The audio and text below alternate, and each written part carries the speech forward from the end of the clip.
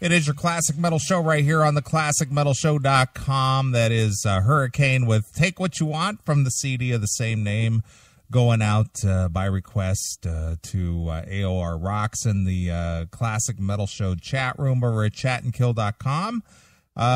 Chris popped into the chat room there for a little bit. He's down in Columbus at Rock on the Range. Hail and Kill, caller. You're on the air. Hail and Kill there, Neeley. How are you? It's Tim James checking in. Mr. Tim James, how are you, sir? I'm very well. I'm just checking in to see how you're doing on this solo rock voyage that you're on tonight. I'm on a rough voyage? On a rock voyage. The solo Classic Metal Show rock voyage. Well, actually, this is a show for the fans who get tired of Chris and I yapping all the time and maybe get to hear some tunes they don't normally get to hear. But what's on your mind, Mr. James? Well, not much. I'm just checking in and just having a quick check in. I don't know. I heard some. It sounds like Chris is starting to walk like me in his old age.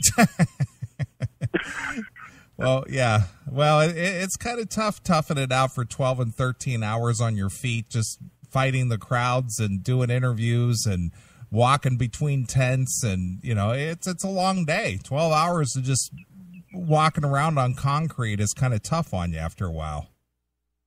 Yeah. I'd imagine it would be. There's a couple of things going on. I got pretty excited this week. There's some new Motley Crue music being announced. I don't know if you know, they're bringing out a brand new song soon, I think.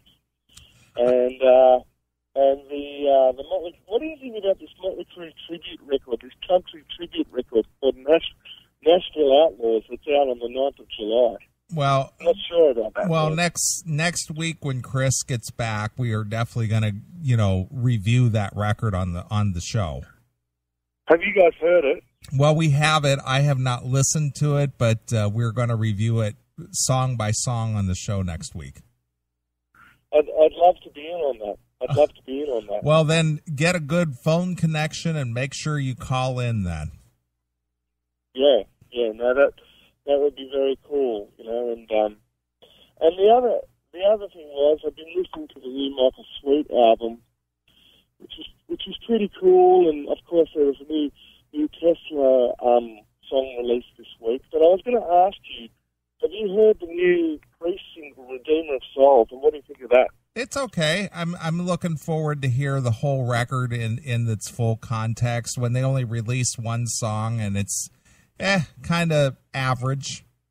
It's average. Yeah. It's not one of their most standout songs at all, or it doesn't grab you immediately. It's just average. But I'm just hoping that the whole record, will offset that. I'm not excited about it yet, but we'll see how the record sounds. You're going to think I'm nuts, but I was actually listening to Nostradamus this week, and I don't think I've listened to that in its entirety ever. If you take it for what it is, I don't think it's as bad as everybody makes out. I don't think it's a classic Priest. No, of course not. I don't think I think you've got to take it as its own piece. I kind of enjoyed some of it, but maybe that's just my weird taste, because everyone knows my taste is fucked. Well, it was definitely not a classic Priest outing, and it just wasn't something. They should have just done it under a whole different name. I think that's what the argument is that it really doesn't fit in the Priest catalog, and they should have done it under a different project title. Yeah. Anyway, best of luck with the show tonight, Neeley. Oh, it'll be a lot of fun, Tim. Believe it or not, I actually hosted this show for close to 7 years solo. So, people are just used to being Chris doing what we do, and there's, and not to blow my own horn, but I'd be hard pressed to find anybody out there aside from, say, an Opie and Anthony who could, do what we do. No, well, I just support the show regardless. Like if I'd have known or if I'd have been clued into the fact that you'd been doing that the show solo, you know, for that time, I would have tuned in. And so now that I'm a bit more clued into how it works, you know, I'm never going to stop listening as long as the show's running. So, right. Anyway, hail and kill to you. Have a good show, and a shout out to my mate Norge. Hail and kill. See that, Norge? Old Tim James throwing a hail and kill to you, sir. One of Tim's biggest critics out there. So, anyway, getting back to what I was saying is that you know, Chris is down on Rock on the Range, and he's checked into the chat room there for a couple of minutes. I guess he's gone now. But anyway, big 3-day festival. I'm not really sure if I'm really a big fan of festivals that run for days and days at a time. You know, Chris and I and a couple of our friends, we went to the big festival in Oshkosh last year with Van Halen, Rat, Dokken, Jackal. And, you know, a day like that, that's plenty. But to go for 3 days in a row, that is a tough haul, especially things like Rocklahoma, where it goes on for 3 days. And, you know, M3 isn't so bad. I think, what is that, 2 days, I think. That's a 2-day deal. But, yeah, 12, 14 hours a day for 3 days straight, that's a lot of music to try to absorb. And it's cool that somebody here in the States actually does that kind of a thing, because over there in Europe, they've got their big festivals that draw crowds up to 100,000 people. And it's just crazy. But I'm glad to see that, you know, a promoter is willing to take a chance and do something like Rock on the Range and bring in a whole bunch of bands, regardless of their national or international headliners or regional bands. But it's cool that people still want to attend shows, especially in this day and age with the economy not so good. And, you know, record sales are not what they used to be, just, you know, due to the digital age of downloads, etc. But it's cool that people still want to go out and see live shows, because that's the only way to see any, you know, to support these bands anymore, because they're definitely not making any money on their releases and so on and so forth. So anyway, as you know, I'm hosting the Classic Metal Show solo. We're going to be talking to our good friend Bob Nalbandian here in a short time. He's got his documentary of the early LA metal scene. He's got a couple of screening dates coming up here very shortly in the LA area. So if you're out in the West Coast, you may have an opportunity to go see these documentaries for the first time. And a bunch of, you know, a bunch of your favorite musicians are going to attend this thing. And you might, if you go, you might have a chance to hang out and meet some of your favorite band people.